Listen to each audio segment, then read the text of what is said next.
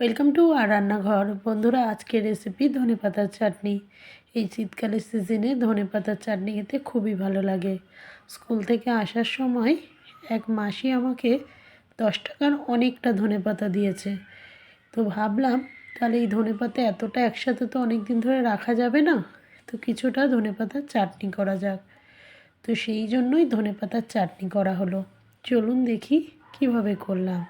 প্রথমে দেখুন, অনেকটা ধনেপাতা ছিল, আমি অর্ধেকটা নিয়েছি।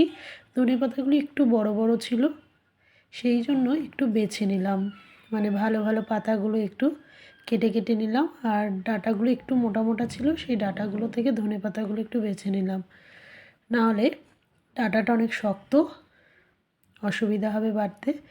বেছে নেওয়ার পর এবার ধনেপাতাগুলোকে একটু ভালো করে ধুয়ে নিতে হবে। একটু বেশি করে জল দিয়ে 1-2 বার ধুয়ে নিতে হবে।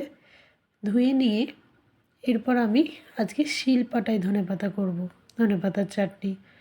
কারণ মিক্সিতে তো ধনেপাতা চাটনি করাই যায়, আর আজকে স্কুলও যায়নি, তাই ভাবলাম শিলপাটাটা ইউজ করি।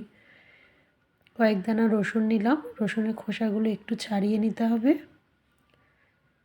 এগুলো আমার একসঙ্গে কিনে রাখা রসুন, গাছের মতো বেশ থাকে, ভালো লাগে। আর ধনেপাতা নিলাম, রসুন নিলাম, আর এই যে কাঁচা লঙ্কা 3টে, একটু ভালো করে জল দিয়ে ধুয়ে নিতে হবে। ধুয়ে এবার বাটতে শুরু করতে হবে। 3টে কাঁচা লঙ্কা মনে হচ্ছিলো একটু ঝাল হয়ে যাবে, তো একটা কাঁচা লঙ্কা তুলে নিলাম, সামান্য একটু লবণ দিলাম। প্রথমে রসুন, লঙ্কা আর লবণটা বেটে নিই। এবার ধনেপাতাগুলো বাটতে শুরু করলাম। বাটতে বেশিক্ষণ লাগেনি, কারণ ধনেপাতা সত্যি খুব তাড়াতাড়ি বাটা হয়ে যায়। আর 2বার বাটাতেই আমার ধনেপাতা বাটা হয়ে গেছে। আরও একবার বেটে নিলে একদম মসৃণ হয়ে যাবে। এরকম 2বার করে বেটে নিয়ে একদম মসৃণ হয়ে গেছিলো। আর যেহেতু টাটকা ধনেপাতা, খেতেও খুব সুন্দর ছিল। আর এই ধনেপাতার চাটনি আপনি ফ্রিজে রেখেও খেতে পারেন, কারণ একসঙ্গে অতটা ধনেপাতার চাটনি খাওয়া যাবে না। আপনি ফ্রিজে না রাখলে ঠান্ডাতে এখন বাইরে ঢাকা দিয়ে রেখে দিলেও হবে। আমার 2বার বাটাতেই ধনেপাতার চাটনিটা একদম মসৃণ মতো বাটা হয়েছিল। এবার একটা বাটিতে তুলে নিলাম। এবার এর মধ্যে আর একটু লবণ দিলাম, কারণ লবণটা একটু কম লাগলো। আর সামান্য একটু চিনি, চিনিটা অপশনাল, তবে আমার মনে হয় চিনি দিলে একটু মিষ্টি মিষ্টি লাগে, খেতে ভালো লাগে।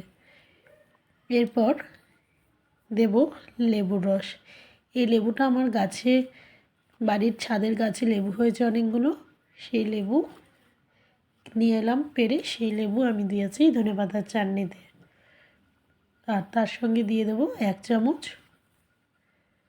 সর্ষের তেল।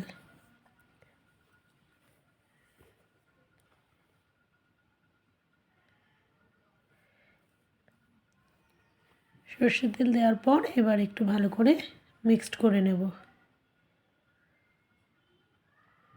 ব্যাস রেডি আপনার ধনেপাতার চাটনি। যদি পালং শাক বা যে কোনো শাকের সঙ্গে আমার ধনেপাতার চাটনি খেতে খুব ভালো লাগে, বা আলু সেদ্ধ, আর শুধু ধনেপাতার চাটনি আপনি যার সাথেই খাবেন, বা একটু ঠান্ডা ভাতেও ধনেপাতার চাটনি ভালো লাগে।